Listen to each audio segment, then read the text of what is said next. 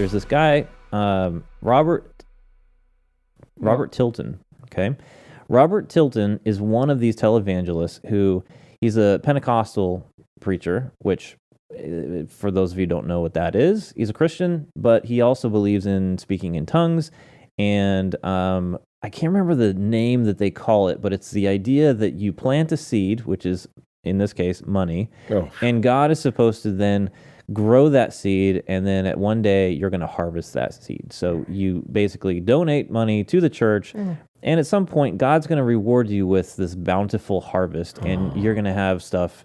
I mean, that doesn't make you feel good inside. Oh, it makes you feel makes really you want to give, doesn't it?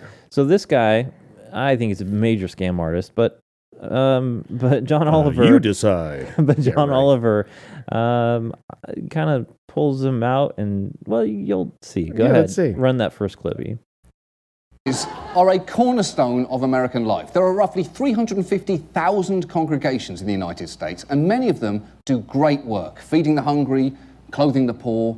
But this is not a story about them. This is about the churches who exploit people's faith for monetary gain. And when I say that, you probably think of 1980s televangelists like this guy.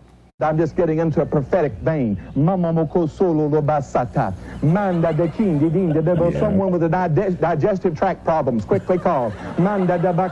We've seen midgets grow. We've seen arms and legs that stop growing because the growth cells that stop. I don't make this stuff up. Please, wait a minute. Please, he can make a little person a big person? Make this stuff up. Just 5 seconds after you said the words Manda Casabasanda. That man is Robert Tilton, and though he, like many televangelists, he said that he's seen midgets grow. Right. That was part of his holy healing is having midgets grow. Well, but I don't make this stuff up. But there's people, and unfortunately, lots of people that buy into that. I mean, that's a whole nother show, is how do people buy into that stuff? Well, because people of faith... Lonely? Because people of faith, they have a certain amount of trust in their leaders, and those leaders are, preaching from the Bible. That's a key aspect of Christianity, and these people are feeding off of the good nature. Right, but my point is how come these good people can't, see, a wolf in sheep's clothing? I don't know why they can't see. To me, it's so, I could say that guy's fake, taking money. Yeah. And then you even have, Jim Jones. Oh yeah, Colt Jim Jones. But that's so, Dave. What's interesting to me is that sometimes you don't even realize until you're separate from those things to realize that you've been pulled pulled in and duped. Right. I love my grandmother, but my grandmother used to have TBN on the TV constantly, and these are the people who are on these types of shows where they are listening, at least maybe in the background or glued in front of the TV, watching these televangelists. And it's like one preacher after another preaching this, this gospel. And then there's always a point where they're asking for money or some sort of take support. Your last $15. Yeah. So this next one is same clip. This is a longer clip talking about this Robert Tilton and we're gonna tear apart the same guy a little bit. Yes. Some more. Excellent. And a little funny thing that John Oliver decided to do. Go ahead, Ian. Yes, see. Cancer. And when you can operate, here's the thing. When you can operate with so little oversight, it is amazing what you are able to do. Look at Robert Tilton. If you ever send him a donation, you cannot imagine what happens. And luckily, you don't have to imagine because, and we should probably come clean here, we have been involved in a correspondence with Robert Tilton's church for the last 7 months to try and find out what he tells people. So settle in, because this gets incredible. Wow. Back in January, I sent him $20 and a letter asking to be added to his mailing list. Within 2 weeks, he sent me a letter back thanking me for my donation and claiming, I believe that God has supernaturally brought us together. And supernatural is a bit of a stretch. I saw him on television and I sent him some money. He wasn't my dead lover who came back to help me with some pottery.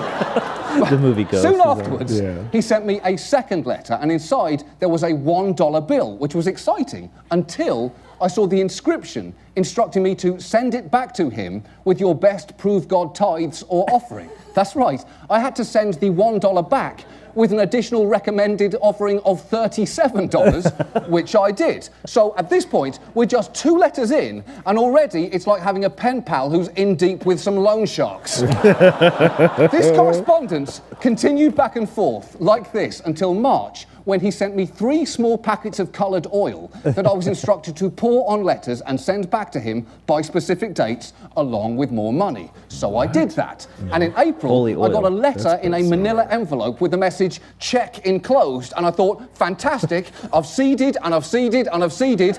Here comes my harvest. Then I open it, and this is true, it was a check for $5 from me made out to Pastor Tilton's church. This went on for 7 more letters. And then he sent me a piece of fabric in the shape of some mountains. I assumed at this point I'd somehow reached the mountain level. And surprise, surprise, he asked me to send those mountains back to him with some more money again. So I did. And then he sent me another letter with another single dollar bill inside. He told me to put that dollar bill in my Bible for one night and then send it back the next day with 49 more dollars.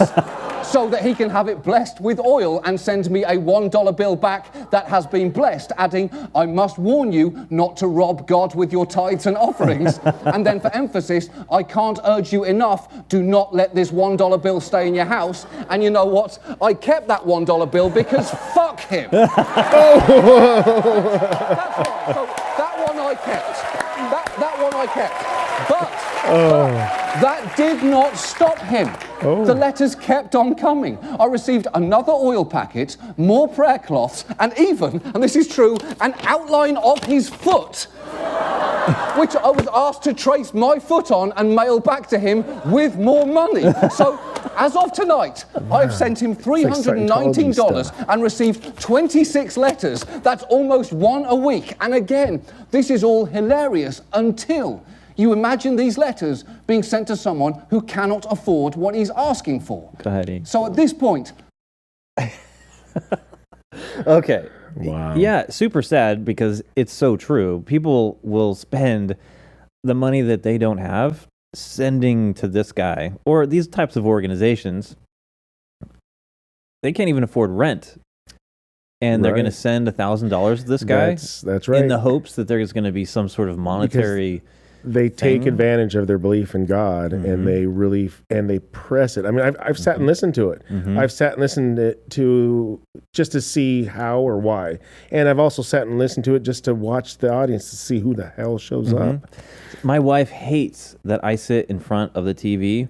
Like we'll go, say we're staying in a hotel. We don't really have cable TV at home, so at a hotel I get to watch some cable TV, and it's funny because I'll watch some of these televangelists, and she hates it. She's like, why are you? Because I'm interested. It's education in a point, to a point, you know what I mean? Mm-hmm. And it also makes you feel good that, hey, it still works. You know, I'm not getting sucked into this. There's not a connection. How do I say it? Like if there was if I could look at it as an electrical circuit or something, like I feel like there's a wire that's loose or not connecting right, or that somebody's really needing something heavy in their life for them to be able to connect with him. And I feel good that when I see that there's not a connection there, it's a red flag. And I feel smart, I feel good, you know, but because I feel for all those people that are getting taken advantage of. Now, do I believe they go home and they placebo effect perhaps, that they feel closer to God because they went there and they gave? Maybe. Oh, I'm sure they might, people that give and believe like that might actually get something out of it. Sure. But they just don't know. They're just ignorant, and that's so sad. I think you're right. I think you're right though, Dave. I think that folks do feel good it's like, if you give to charity, you kind of feel good that you gave something. Right. Even, and maybe even some cases where you feel even better knowing that you couldn't afford to do it, yet you still did it. There's some altruistic benefit that we get, psychologically when you do stuff like that. The problem is these guys they're soliciting for it, and they're telling you that you should be able to do it. Okay. Thanks for listening to the show. Appreciate that. If you don't mind, tell some folks about the show. We'd love to increase the audience. I want to say thank you to producer E for showing up and running the show for us. Yeah, it's always nice to have him around. That's right. You can find more information about the show at nevertooserious.com. Find us on Gettr and Twitter at the NTS Podcast. You can leave a message at mailbag@nevertooserious.com. That's right. And what about merch? Quit showing off, man. I don't got nothing yet. You're still waiting on your order. You don't be leaving me in the dust. Yeah, go to our website. We've got... Here, this is what I got. Producer Ethan has got a hoodie. Yeah. And it's pretty sharp. I like it. Check it out. So go to our website, nevertooserious.com, and you can find the merch link. Yep, you could even get it probably before me. Possibly. All right. Until we see you next time, take care. And be safe.